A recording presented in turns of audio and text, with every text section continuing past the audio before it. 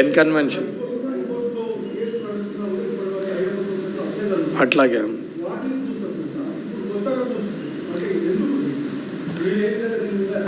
అదే చెప్పిన అన్న, రాజ్ పుష్ప కానీ అపర్ణ కానీ మహివంశ్ కానీ ఏది ఉన్నా కదా సరే, ఎన్ని బిల్డర్స్ వాసవి గ్రూప్ వాళ్ళు కానీ ఎల్బీ నగర్లో ఉన్నటువంటి ఆ సిరీస్ కంపెనీ ల్యాండ్ కానీ ప్రతి దాంట్లో అవినీతి ఉంది, 100% ఉంది. ఇది నిజం. ఇవాళ మీరు అడిగిన ప్రశ్నకి సమాధానంగా ఎన్ కన్వెన్షన్ కావచ్చు, అయ్యప్ప సొసైటీ కావచ్చు, ఏదైతే గోడలు కూల్చడం, కాంపౌండ్ వాళ్ళు కూల్చడం, మల్లారెడ్డి గారి కాంపౌండ్ వాళ్ళు కూల్చడం, లేకపోతే ఇంకొకరిది ఆపడం, ఇలాంటివి చేసి ఉరుకుంటారు. కానీ మెయిన్ బిల్డింగ్లు ఎందుకు కూల్చరు? అసలు ముఖ్యంగా హైరైజ్ బిల్డింగ్స్కి ఎంతవరకు, అందుకే మాట్లాడినాం డీవియేషన్ లేకుండా హైరైజ్ బిల్డింగ్స్ ఉన్నాయా అని చెప్పి. ఇవాళ అన్ని ఆధారాలతోనే మాట్లాడుతున్నాం. నేనేది ఇక్కడెక్కడ రాజకీయంగా మాట్లాడలేదు, ఇక్కడ ఎక్కడ కూడా సబ్జెక్టు డీవియేట్ అయి మాట్లాడలేదు, దీనికి 12 వాదనలుగా అరగంటగా ఆర్గ్యుమెంట్ చేయలేదు. నిజాయితీగా నిక్కచ్చిగా మాటకు మాట స్పష్టంగా ఆధారాలతోనే మాట్లాడినాం, ఆధారాల ద్వారానే మాట్లాడినాం. డాక్యుమెంట్స్ ఇన్ని డిపార్ట్మెంట్స్ ఎన్ని ఉన్నాయో అన్నీ చెప్పినాం. ఇవాళ అయ్యప్ప సొసైటీలో అదే గులగొడతారు, తెల్లారి అదే మినిస్టర్ పోతే రోడ్ వేస్తారు. ఎన్ కన్వెన్షన్లో గులగొడతారు, ఇదే మంత్రులు పోయి ఇదే ముఖ్యమంత్రి పోయి దావత్లకు అటెండ్ అవుతారు. ఎవరిని పిచ్చోని చేస్తారు? ప్రజలు పిచ్చోళ్ళు అయితే 10 ఏళ్ల కాలంలోనే కథం పట్టించారు. ప్రజలు పిచ్చోళ్ళు కాదన్న, బాధితులు తెలుసు.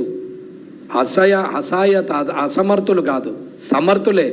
కానీ నిస్సాయత, తన కుటుంబాన్ని తను గడపడానికి పొద్దున్న లేచి సాయంత్రం వరకు పని చేసుకొని రాత్రి వరకు ఎంతో కొంత కుటుంబానికి తీసుకురావాలా, పిల్లల చదువులకు కావాలా, భోజనానికి కావాలి, నాకంటూ ఒక ఇల్లు కొంత మోటార్ సైకిల్ ఉండాలని కోరుకున్నటువంటి జీవితం గడుపుతున్నటువంటి వ్యక్తులు ఉదయాన్నే లేచి రాత్రి ఇంటికి చేరుకొని ఇంట్లో వాళ్ళతో ప్రశాంతంగా 2 పూటలు భోజనం చేసి పడుకుంటారు.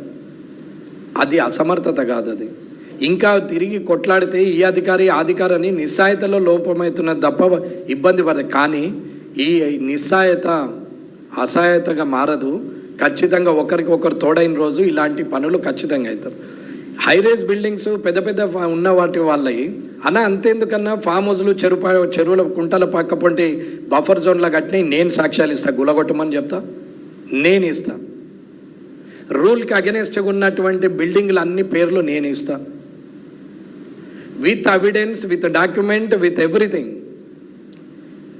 ఏది కావాలన్నా చూపిస్తాం అన్న. ఇదేదో వేగ్గా మాట్లాడట్లేదు, ఇది నేను వారం 10 రోజుల నుంచి కాదు, నాకు దీని మీద అవగాహనతోనే మాట్లాడుతున్నాం. నేను 100% రెవెన్యూ శాఖ మీద పూర్తి అవగాహనతోనే మాట్లాడుతున్నాను. డబ్బుల ఆశతోని అధికారులు, రాజకీయ నాయకులు చేస్తున్నటువంటి తప్పిదాల వల్ల సామాన్య ప్రజలు ఇబ్బంది పడుతున్నారు అనేదే నా అంశం. ఇందులో 3 ఉన్నాయి. ఒకటి, ప్రభుత్వం చేస్తుంది తప్పు, ప్రభుత్వాధికారులు చేసింది తప్పు, సామాన్య ప్రజలు ఇబ్బంది పడుతుంది నిజం. ఈ 3 ఏది అబద్ధం కాదు. అందుకే హైరేజ్ బిల్డింగ్స్లో ఉన్న తప్పులు, గుట్టల మీద గుట్టలను తీసి కట్టినటువంటి ఇండ్లు అన్నీ కూడా ఎంతవరకు కరెక్టు అనేది ఎన్విరాన్మెంట్ డిపార్ట్మెంట్ వాళ్ళే చెప్పాలి. సమతుల్యత ప్రకృతిలో లోపమైన నాడే ఇలాంటి అపశృతులు జరుగుతాయి.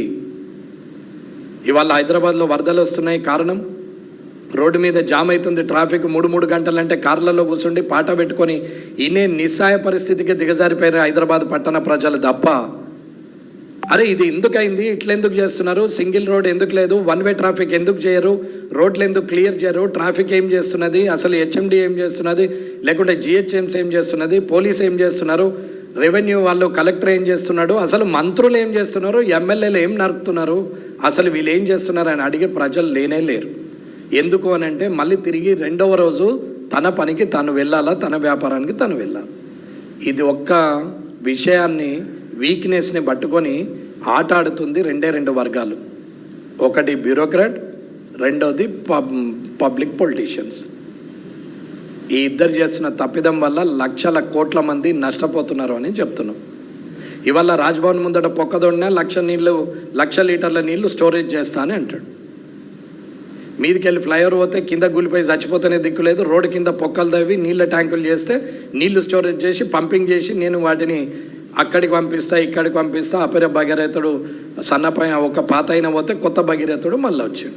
అన్న నేను విమర్శిస్తలేను, ప్రాక్టికల్గా ఉండి స్లోగా స్టడీ చేసి జనం మధ్యలో నిజాయితీగా రేపటి జనరేషన్కు ఏం చేయాలని ఆలోచించి ఒక పైలట్ ప్రాజెక్ట్ చేసి ప్రమోషన్ చేయాలా. ఒక ట్యాబ్లెట్ తయారైతే దాని మీద క్వాలిటీ అసెస్మెంట్ చేసేసి క్వాలిటీ అష్యూరెన్స్ ఇచ్చిన